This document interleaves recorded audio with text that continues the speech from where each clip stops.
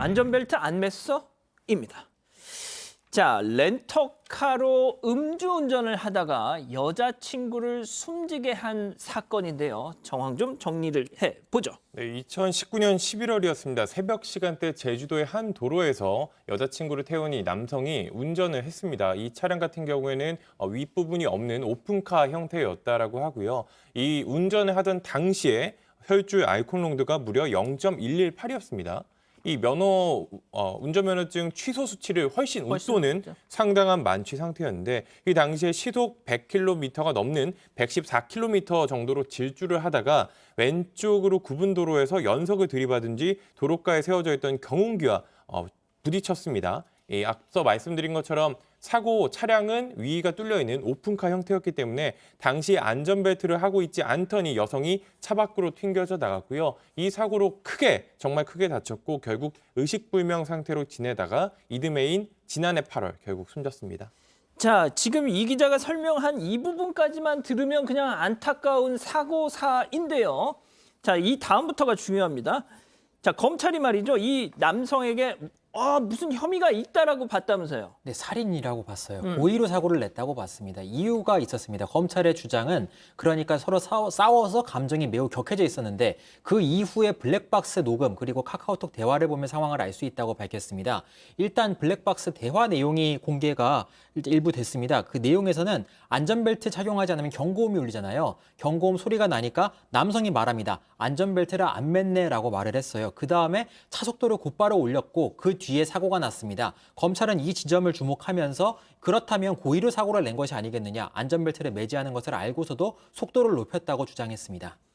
자, 우리 가족 여러분들의 생각은 어떨지 좀 듣고 싶습니다. 저희가 지금부터 차근차근 양쪽의 이 입장을 전해드릴 테니까 한번 좀 판단을 해보시죠.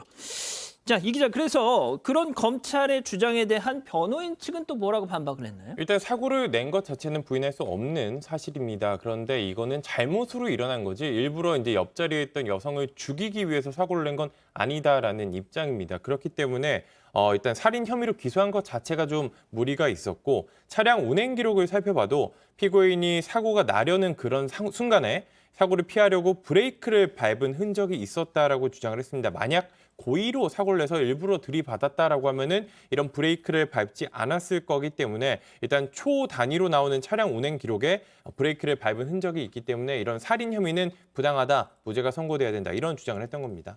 그리고 그뿐만 아니라 이 술을 마신 상태였지 않습니까? 예. 상당히 만취 상태였기 때문에 이미 술을 마신 중간부터 사고가 날 때까지 피고인은 기억 자체가 없다. 그렇기 때문에 이런 사고가 일어날 줄 몰랐다. 그런 주장을 계속했습니다. 자, 변호사님, 일단 정리를 하면 나는 블랙아웃 상태였다.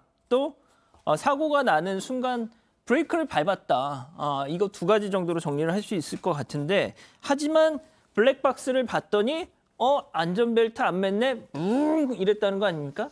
그러니까요. 그래서 그러면 안전벨트를 검찰의 주장이 요지는 그거죠. 안전벨트를 매지 않았으면 훨씬 더 위험하리라는 것을 알고 그 순간에 사고를 일으켰다라는 거고 변호인 입장에서는 아마 그런 얘기를 할 겁니다. 계속해서 주행 중이었고 또 술을 많이 마신 상태에서 안전벨트를 매고 안 매고의 판단에서 그러니까 어쨌든 아까 이제 음주 취소, 면허 취소 이상의 어떻게 보면 술에 취해 있었기 때문에 그런 상황에서 그럼 자신의 안전은 담보할 수 있을까? 사고를 일으켰을 때 자신의 안전벨트를 맸다는 것만으로 이게 가능할까? 그런 주장을 할 것이고요.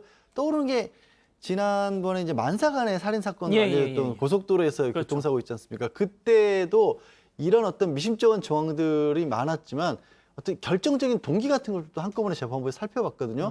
그러니까 이 사건도 아마도 재판부에서는 저거 말고 그러면 정말 두 사람 관계가 굉장히 좋지 않았다든지 뭐 거액의 보험금을 노렸다든지 이런 다른 사정들도 좀 함께 보려고 하지 않을까 싶습니다. 저것만 가지고 따지기는 좀 부족해 보여요. 네. 그러세요?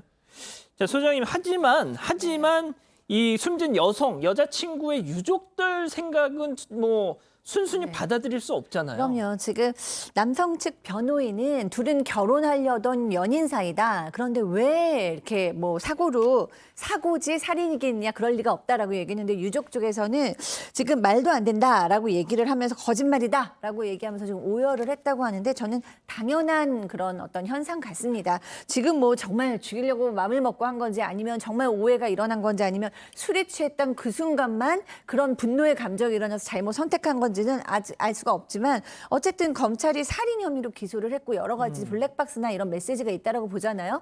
그러면 유족으로서는 당연히 그런 얘기를 들었을 것이고 그러면 유족은 이 남성의 얘기를 믿을 수 없게 되는 건 당연한 것이라고 생각합니다. 예. 자, 변호사님 일단 우리 가족 여러분들은 음주운전 자체가 살인 행위 아니냐? 뭐 이런 말씀을 하고 계시고 말이죠.